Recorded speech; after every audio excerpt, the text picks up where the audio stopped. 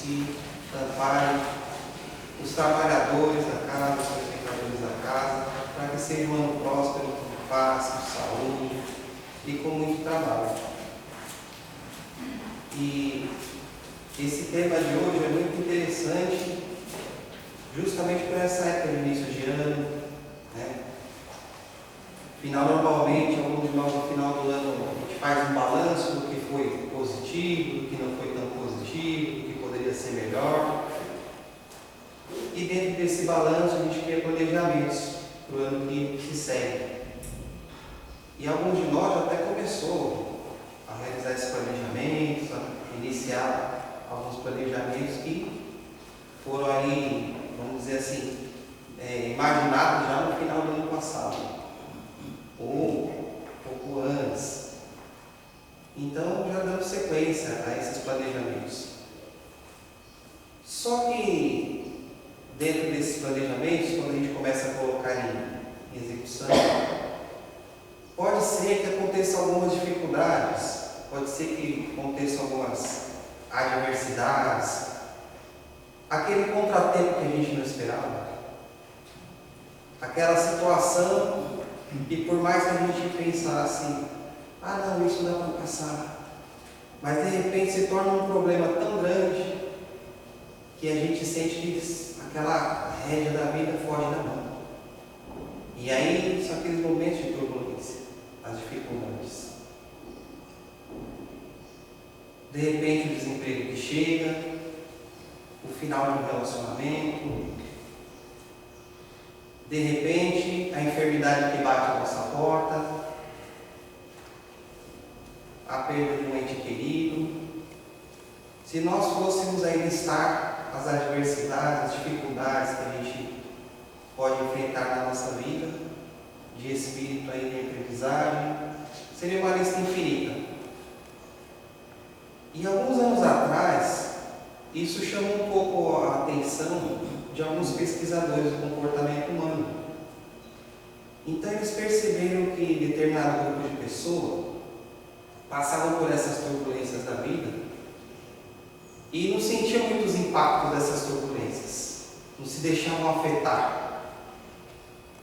E foram chamados aí de invulneráveis, aqueles que passavam pela turbulência, passavam pelas dificuldades e não se mostravam assim abalados, como alguns outros, ou a maioria de nós.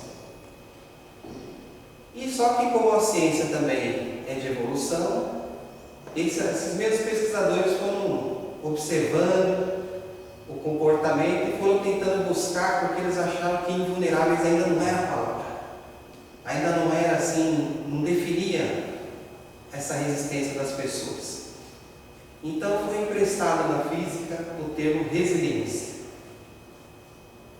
que é aquele comportamento, vamos dizer assim, ou aquela reação de um corpo, de um objeto, que exposto a uma situação de pressão, de manipulação, passado por todo esse processo, aquele corpo, aquele objeto retornaria ao seu estado original. Então eles associaram esse comportamento de resistência nas tribulações, de resiliência. E aí é um convite de reflexão. O quanto de resiliência a gente dosa na nossa vida perante essas dificuldades do dia a dia. Apesar de ser uma palavra nova na última década que acabou aparecendo, mas quando a gente olha lá no livro Obras Póstumas, a gente percebe que Kardec também já nos antecipava. Porque ele coloca a história de um homem que está logo assim no início de uma estrada belíssima. Então esse homem se vê deparado em frente de uma grande floresta. Ele sente necessidade de entrar nessa floresta, então ele começa a desbravar os caminhos. Ele cai, ele se arranha, ele passa frio, ele passa fome, ele procura caminhos para sair dessa floresta, ele se perde, ele passa por várias dificuldades. E quando chega lá no final, em determinado período,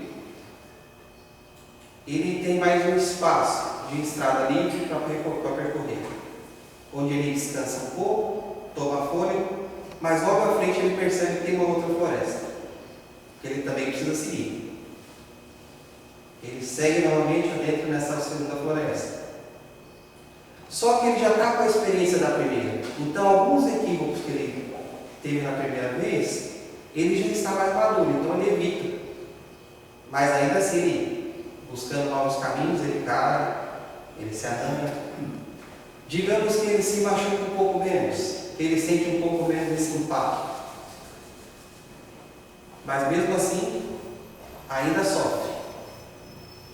E ele segue mais uma vez, saindo dessa floresta, e ele adentra outra.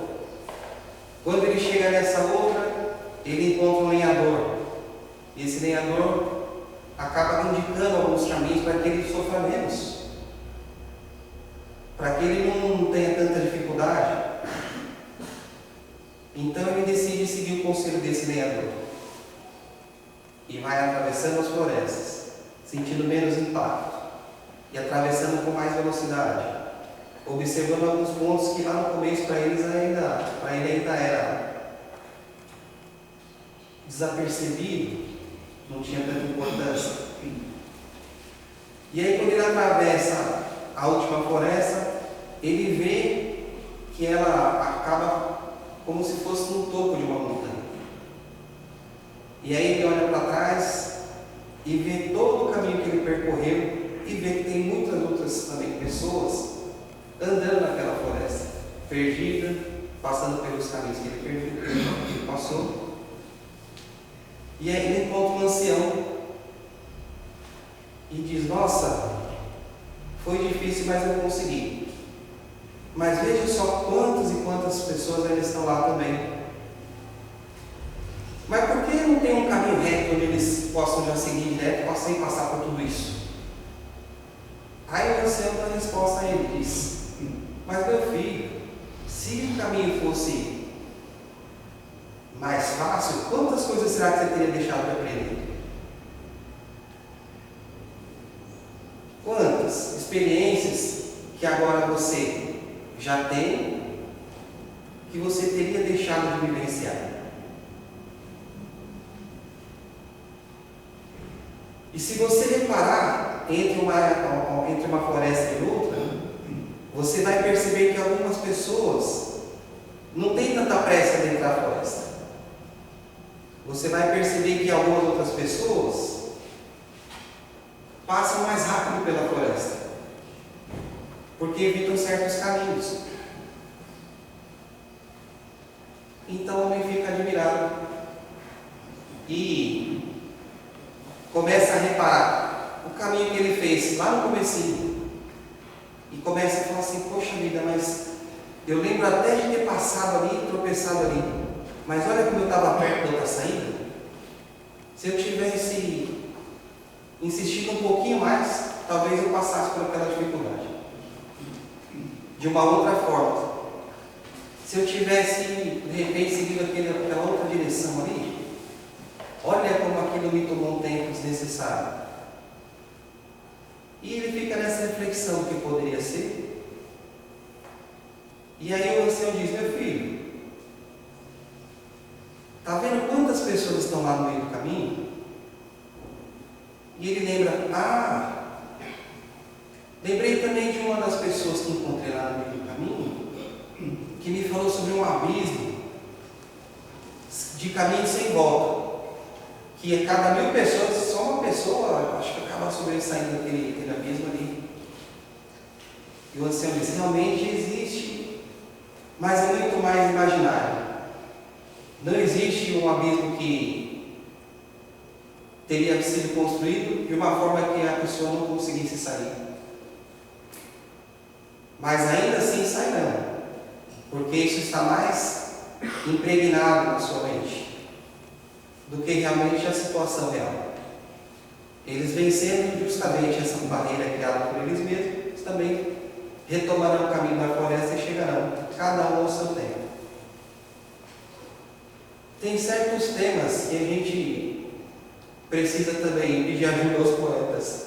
Porque quando eu li esse trecho no livro Obras Póstumas, eu lembrei daquele trecho daquela música.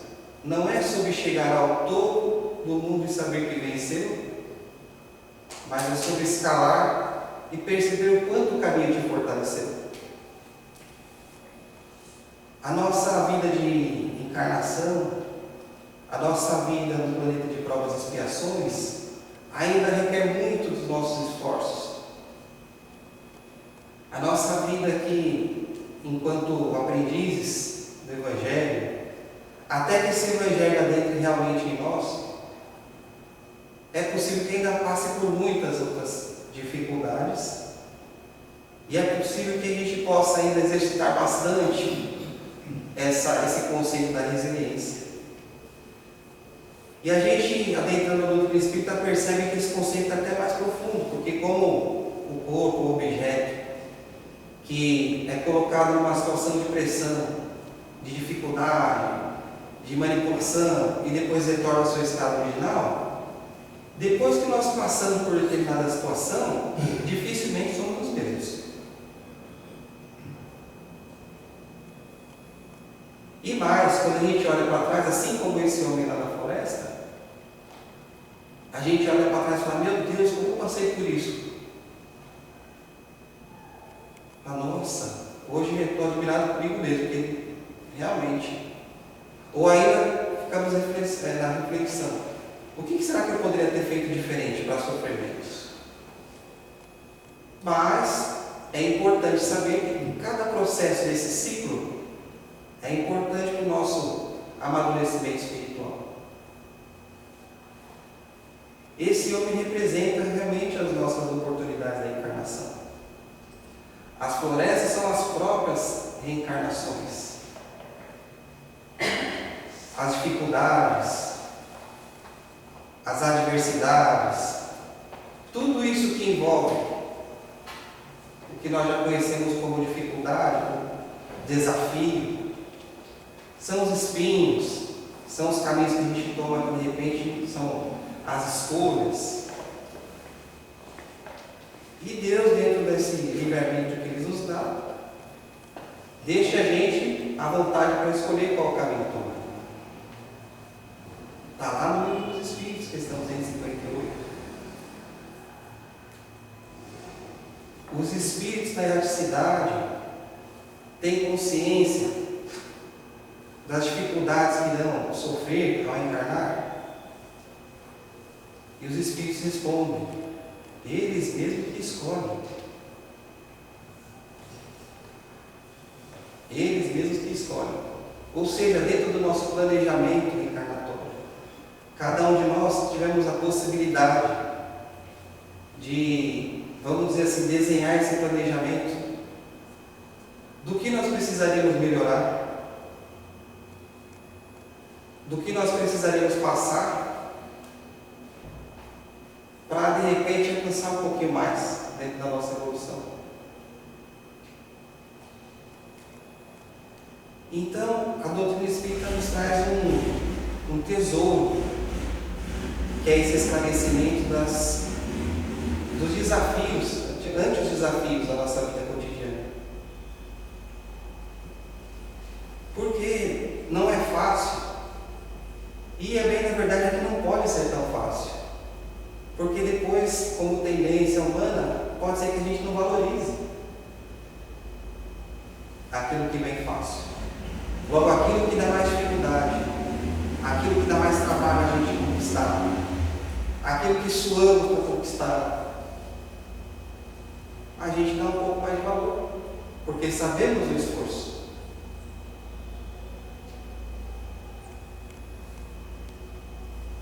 Olha a oportunidade maravilhosa que nós temos aí de aprender e valorizar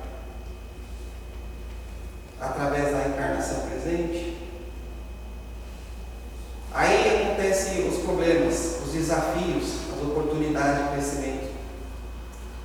Precisamos aprender a enxergar como as oportunidades de crescimento. Muitas vezes, quando a gente está no olho do furacão, dentro do problema, pode ser que não enxerguemos. E começamos a questionar: por que está acontecendo isso? Por que comigo? Logo eu, relativamente, como diz o outro poeta, não desejo mal a quase ninguém. A quase.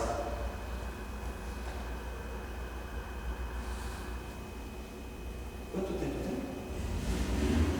É meia hora? 40. Não, só veio muito tempo. O Espírito, e dentro desse raciocínio do planeta de provas e expiações, a gente está há quanto tempo já falando aqui? Está para regeneração.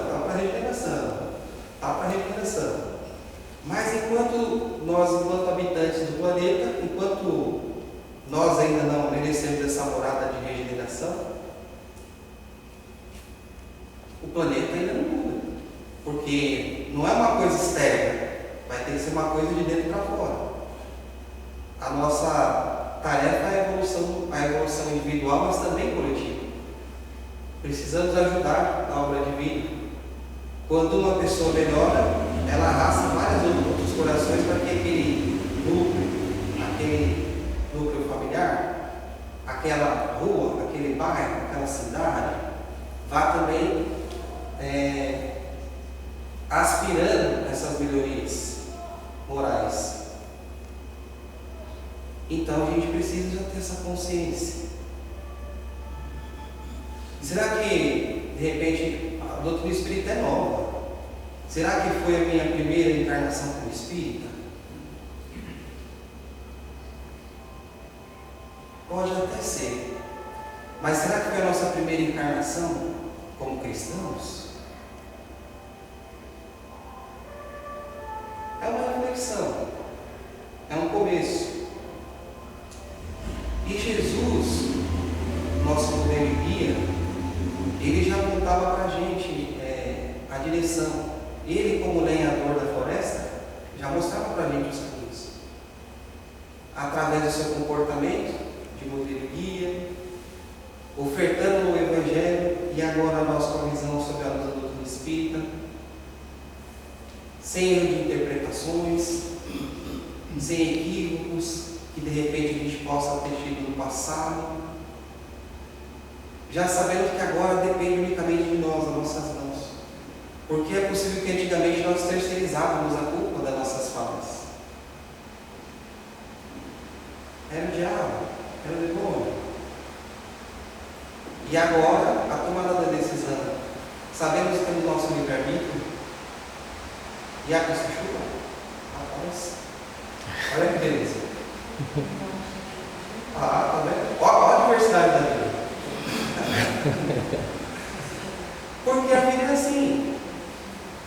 Eu trabalhei com uma pessoa que ele tinha uma fala muito interessante. Ele falou assim: olha, tem problemas que estão na nossa mão resolver. Mas tem problemas que a gente só pode influenciar para resolver. E tem problemas que não estão na nossa mão resolver. Que a gente efeito da natureza. E ainda assim, que hoje com a ciência também pode influenciar, dependendo do que a gente faz com o meio ambiente, né?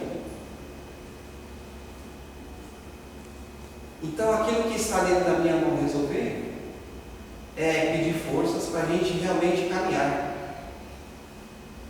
Aquilo que eu posso influenciar, porque hoje já temos o conhecimento que o pensamento é vida. Então, nós podemos trabalhar a psicosfera de onde quer que sejamos. Será que os benfeitores amigos não contam com isso?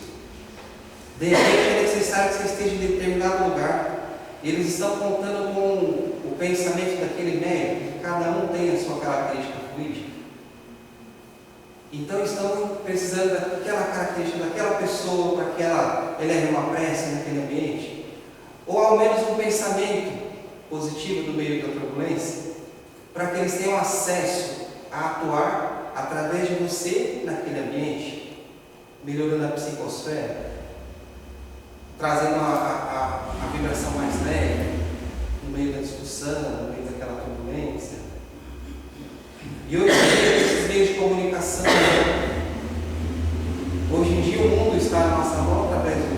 celular. Então, de uma certa forma, e todo mundo acaba tendo essa mediunidade tecnológica, a mensagem chega. E dependendo do teor da mensagem, você pode parar com ela ali mesmo.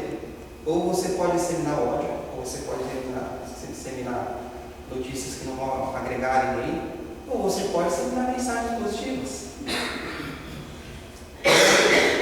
Está na sua mão e na minha, está na nossa. E Jesus fez uma promessa a todos nós, que não nos deixaria órfãos. Queria preparar um lugar para todos nós. E tem um texto de Emmanuel que eu queria compartilhar com vocês, que eu achei muito interessante, porque ele é um bálsamo para nós, que somos aí candidatos a essa melhoria, candidatos a trabalhadores de Jesus, candidatos aí a transformação íntima que vai se irradiar para o nosso derredor. Ele fala o seguinte sobre essa proposta de Jesus de preparar o lugar. Ele diz assim: sabia o Mestre que até a construção do reino divino na terra, quantos acompanhassem viveriam na condição de desajustados, trabalhando no progresso de todas as criaturas, todavia sem lugar adequado aos sublimes ideais que entesouram. Efetivamente, o cristão leal, em toda parte, raramente recebe o respeito que lhe é devido. Por destoar quase sempre da coletividade, ainda não completamente cristianizado, sofre a descaridosa opinião de muitos. Se exercita a humildade, é tido como conta de covarde. Quantas vezes a gente, dentro dessa busca doutrinária que já nos oferta, dentro dessa proposta de mudança de comportamento, a gente de repente é envolvido em uma situação e o fato de você não, mas eu fui no estudo que fui convidado lá no centro e realmente a gente até conversou sobre o Evangelho e de repente, se eu me envolver nisso aqui, vai levar onde essa discussão exatamente? Então você recua. Está vendo? Mas ele não quer nem discutir. Mas vai levar aonde essa tal discussão? Vai chegar a um ponto ou seria só mais uma ponte para desafeto? Então, quando nós a evitamos, possivelmente são os covardes. Se adota a vida simples, é acusado pelo delito de relaxamento.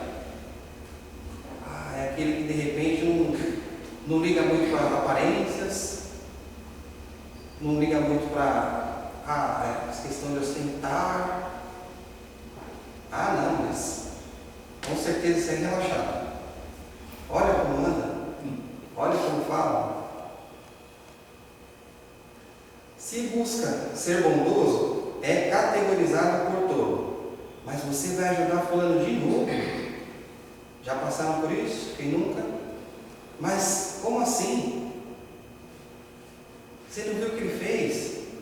Você não viu como ele é? E mesmo assim você vai ajudar? E aí é a história do discípulo, né? Tal pessoa age conforme a natureza dela e eu me dou o direito de agir conforme a minha. Até a parte do auxílio, a gente faz de coração. O que a pessoa faz do auxílio para frente, já não nos cabe. Porque, de repente, você deixa de praticar essa caridade, até material mesmo, por conta de uma situação. Mas só aquele que sabe, só aquele que recebe esse auxílio na hora do perrengue, na hora da necessidade, é que sabe o valor da mão estendida. Só aquele. E de repente, volta a colocar os benfeitores amigos no jogo e na conversa. De repente, é uma situação que foi direcionada a você. E às vezes não é a caridade material, mas às vezes é a caridade espiritual. De repente, você simplesmente parar 5 minutos para ouvir. De repente, uma palavra que você pode dizer um texto que você, essa mensagenzinha que a gente estava falando agora mesmo no WhatsApp, lembrei de tal pessoa, quando eu li, vou mandar para ela. O pensamento é vida, a doutrina espírita nos explica. Quando lembrar de tal pessoa, faça uma prece, mande uma mensagem, mas não deixe de mandar, porque de repente é aquela conexão que foi inspirada. Olha, fala, manda uma mensagem para esse cara.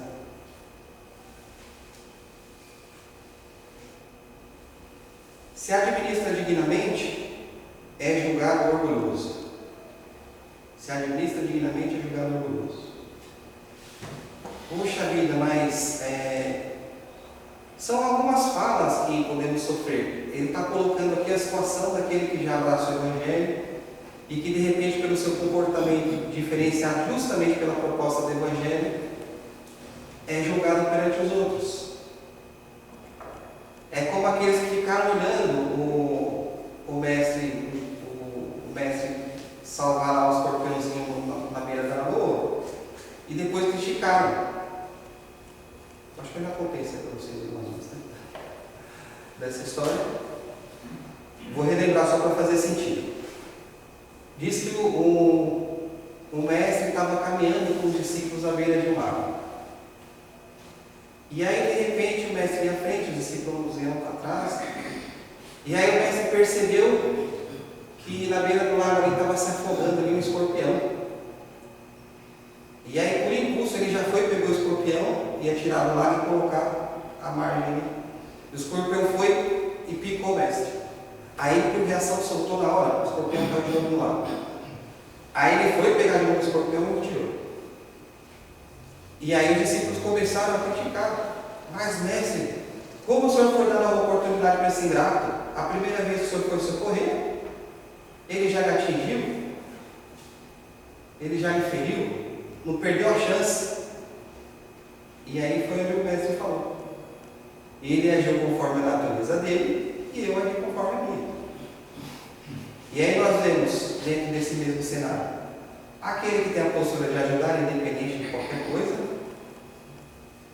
aquele que é ingrato porque recebe ajuda e mesmo assim prejudica aquele que estendeu a mão, e o terceiro grupo, que é esse que é o mais perigoso, aquele que não faz nada e mesmo assim critica quem faz.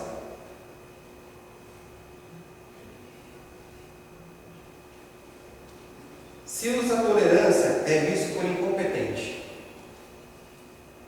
Aquele chefe que de repente tem um funcionário problema, que aí chega atrasado, aí o chefe procura entender por que chegou atrasado, os demais acabam criticando, mas é o protegido.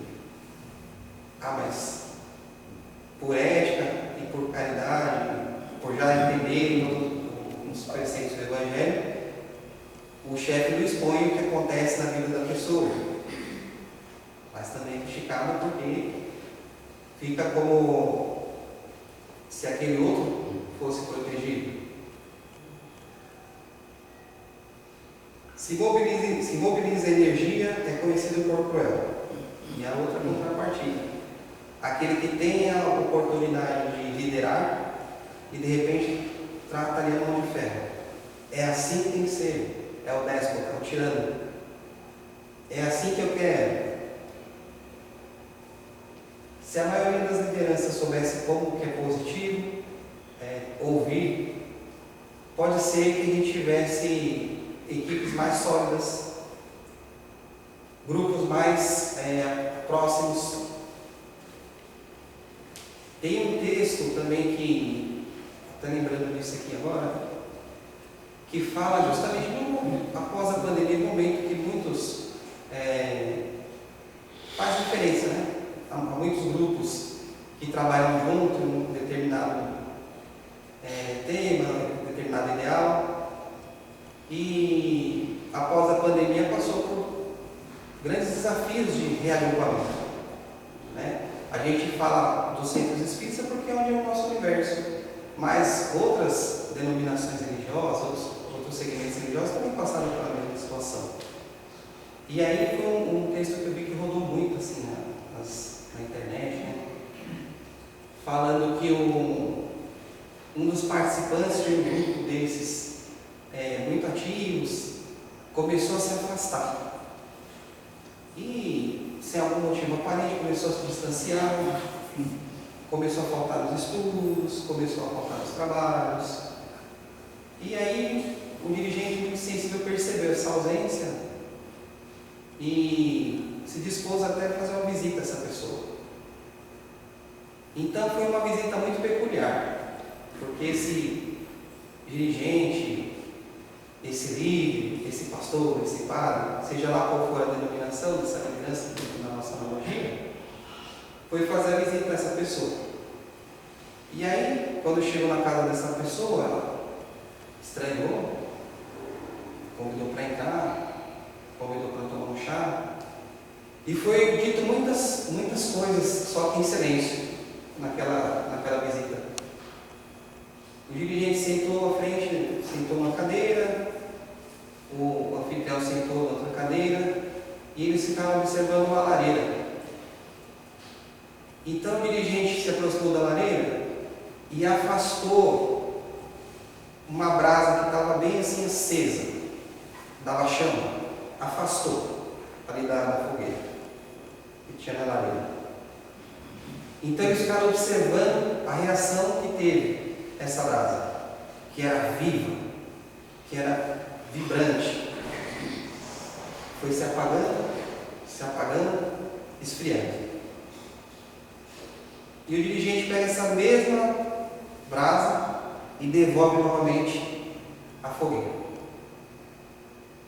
E ela começa de novo, através da reação, ficar viva, vibrante, aumentando novamente a chama.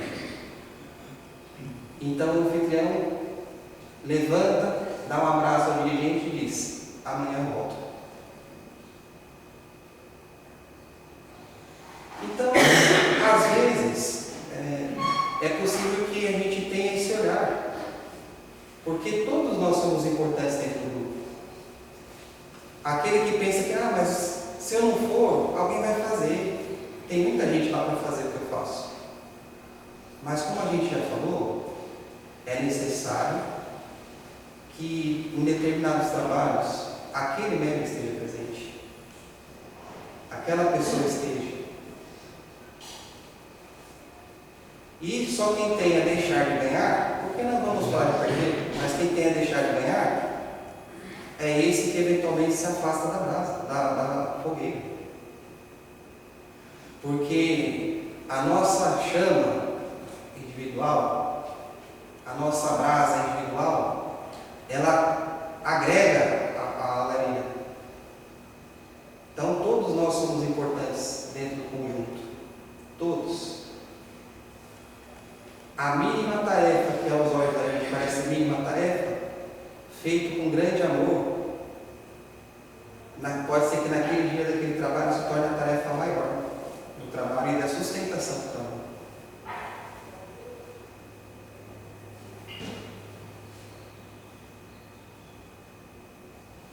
Se trabalha devotado e interpretado por vaidoso.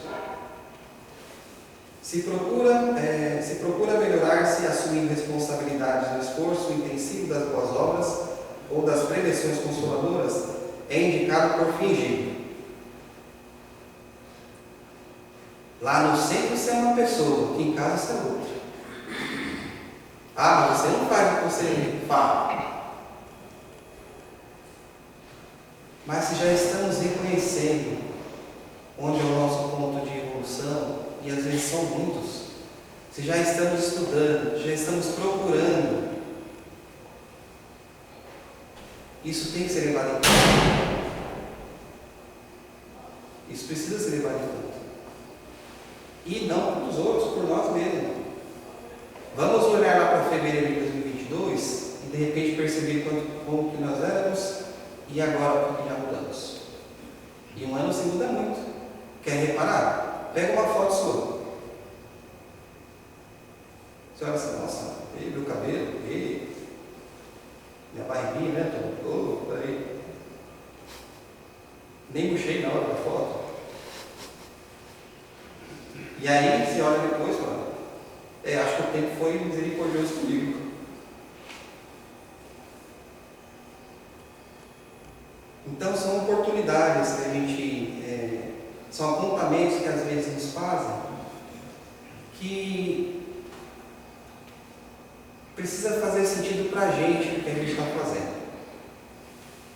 Porque os demais percebem essa mudança naturalmente em nós no decorrer do tempo. E quando essa mudança realmente não é, vamos dizer assim, como dizia o Dr. Bezerra, é urgente, mas não apressada, a gente não vai deitar espíritos saindo de evolução e acordar em espíritos superiores.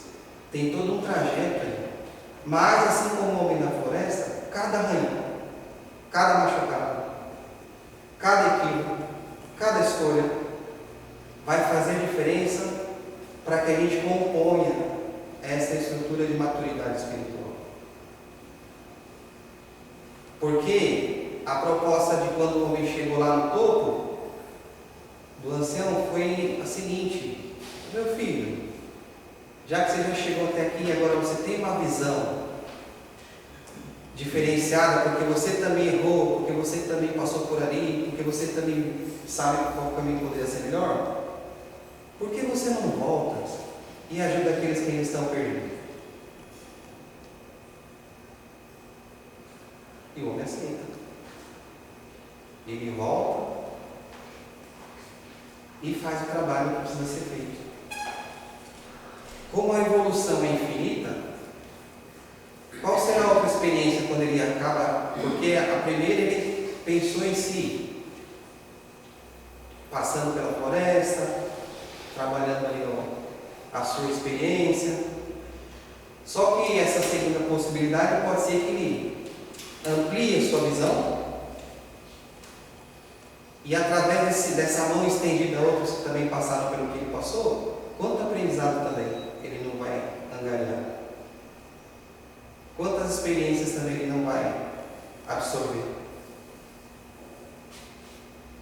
Então a doutrina espírita nos explica que esses momentos de dificuldade é para o nosso aprimoramento, amadurecimento espiritual. Quando a gente olha no Evangelho, é o capítulo que eu mais me identifico lá, Bem-aventurados aflitos. Porque lá é o capítulo que tem mais textos, mais mensagens espirituais, se vocês forem olhar. É como se Kardec deixou esse capítulo em específico com mais argumento de conforto, para que a gente pudesse ler, estudar, interpretar, se tiver caído, levantar, bater a poeira e seguir em frente. Então, que seja mais um ano de bastante trabalho, bastante proposta de transformação espiritual, moral, para que os benfeitores amigos possam contar com a gente onde quer que nós estejamos. Que Jesus nos abençoe. Muito obrigado por essa oportunidade e feliz ano novo para todos nós.